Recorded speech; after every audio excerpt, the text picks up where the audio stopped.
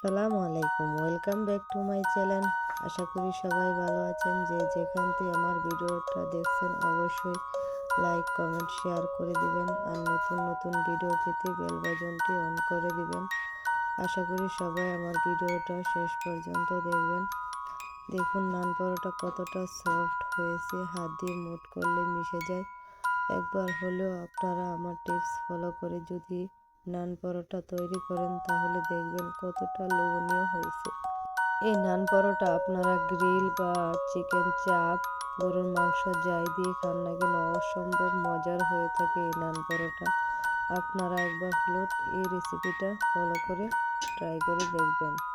এখানে আমি নান পরোটা তৈরি করার জন্য একটি মিক্সিং বলে নিয়ে নেব 2 কাপ ময়দা, দিয়ে দিব স্বাদ মতো লবণ, রান্নার তেল দিয়ে দিব 2 টেবিল চামচের মতো, দিয়ে দিব 1 টেবিল চামচ ইস্ট। এবার সব কিছু একসাথে মেশানোর আগে দিয়ে দিব 1 চামচ চিনি। চিনিটা দিলে খেতে অনেক ভালো হয়, তাই জন্য এখানে চিনি অ্যাড করবেন অবশ্যই। আমি হাত দিয়ে ভালো করে মিশিয়ে নিয়েছি। এখানে আপনারা যদি ডোটা তৈরি করেন তাহলে অবশ্যই হালকা কুসুম গরম পানি দিয়ে ডোটা তৈরি করবেন। আপনারা একসাথে পানি বেশি করে দিবেন না, তাহলে আপনাদের ডোটা পারফেক্টলি তৈরি হবে না। অল্প অল্প পানি দিয়ে ডোটা তৈরি করে নেবেন। এখানে দেখুন আমি পারফেক্টভাবে ডোটা তৈরি করে নিয়েছি। এখন রেস্টে দিব 10 মিনিটের জন্য।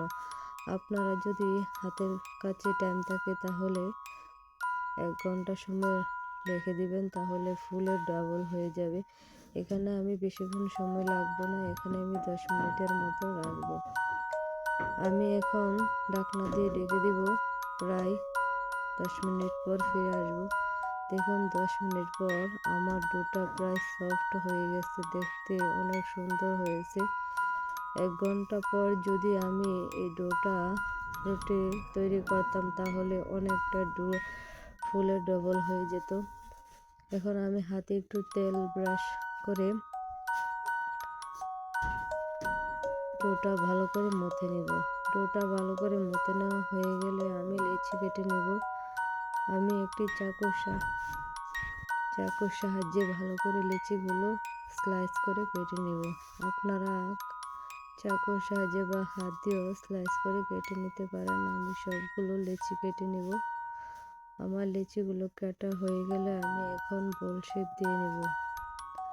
লেচিগুলো আমি তৈরি করে নিয়েছি, দেখতেই পাচ্ছেন। আমি হাত দিয়ে ভালো করে গোলাকারে শেপ করে নিব। আপনারা অবশ্যই আমার রেসিপিটা ফলো করবেন। আমি সবগুলো লেচি তৈরি করে নিয়েছি। এখন আমি একটি লেচি পরোটা তৈরি করে আপনাদেরকে দেখিয়ে দেব। পরোটাটি কতটুকু পাতলা বা ভারী তৈরি করতে হবে সেটা আপনাদের সাথে শেয়ার করব। আমি সামান্য কিছু ময়দা দিয়ে পরোটাটা বেলে নিব। এতটা লোভনীয় এই পরোটা, নান পরোটা, আপনারা যদি একবার ট্রাই না করেন তাহলে বুঝতে পারবেন না এতটা লোভনীয় হয়েছে।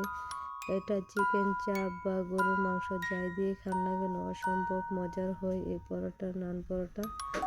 দেখুন আমার পরোটাটা কতটা গোলাকারে শেপ হয়েছে। আমরা প্রায় রেগুলার যে রুটি তৈরি করি তার চেয়ে সামান্য একটু মোটা তৈরি করবেন। প্রথমত একটি ফ্রাই প্যান বসিয়ে গরম করে আমি একটি রুটি দিয়েছি। প্রথমত কোনো তেল ব্যবহার করবেন না। তেলটি ব্যবহার প্রথমে করলে আপনাদের রুটিটা ফুলকো হবে না। আপনারা হালকা ছেঁকে পরবর্তীতে তেল ব্যবহার করবেন।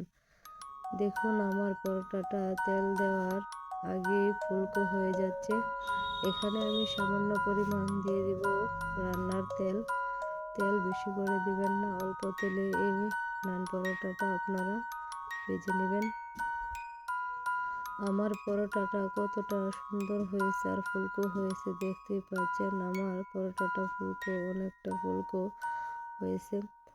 এভাবে আমি সবগুলো পরোটা একই নিয়মে ভেজে নিব। আপনাদের সাথে আরেকটি ভেজে শেয়ার করলাম। একই নিয়মে আমি হালকা করে ভেজে পরবর্তী তেল অ্যাড করব।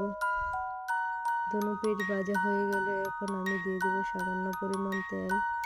এখানে তেলের পরিমাণটা অবশ্যই কম দিতে হবে। তেলটা কোনো রকমই বেশি দেওয়া যাবে না, তাহলে খেতে পরোটাটা ভালো লাগবে না।